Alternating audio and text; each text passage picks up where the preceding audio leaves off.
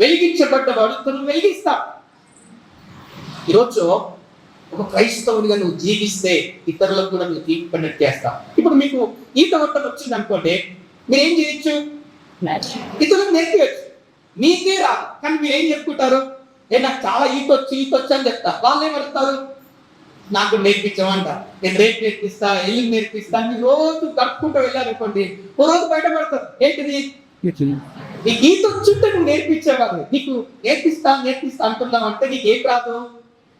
ఈ రోజు నీ వల్ల ఏ ఒక్కరు కూడా మందిరానికి నడిపించట్లేదు, నీ వల్ల ఒక ఆత్మను రక్షించట్లేదు, ఒక ఆత్మను బలపరచట్లేదు, ఒకరిని నువ్వు సరిచేయట్లేదు అంటే నువ్వే రక్షణ పొందలేదని అర్థం. నువ్వే దేవుడు రాజ్యం సిద్ధంగా లేవని.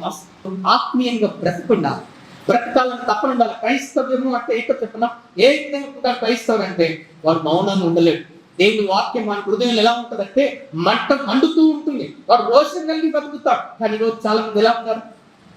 ఏది పట్టనట్టుగా ఉన్నాము. దానివల్ల ఏం లాభం చెప్పండి?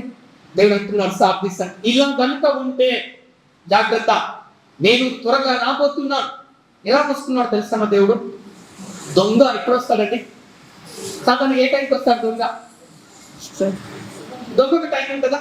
కరెక్ట్ 12 o'clock వస్తాడని తెలిసింది అనుకోండి, మీకు 12 మీకు నేర్పుంటే అయిపోతుంది. ఆ దొంగ మీలోకి రా. కానీ దొంగ ఎప్పుడు వస్తాడో ఎవరికి తెలియదు. యేసు ప్రభు కూడా త్వరలో రాబోతుంది. ఆయన వచ్చినప్పుడు నువ్వు మారు మనసు పొందకపోకుండా నువ్వు చచ్చిన స్థితిలోనే ఉన్నావనుకో, నువ్వు నరకానికి పాత్రలు అవుతావు. అందుకోసం ఏమంటున్నావు? పేరుకున్నావు, ఉందామంటే ఉందామన్నట్టు నీ వల్ల దేవుడికి ఉపయోగకరంగా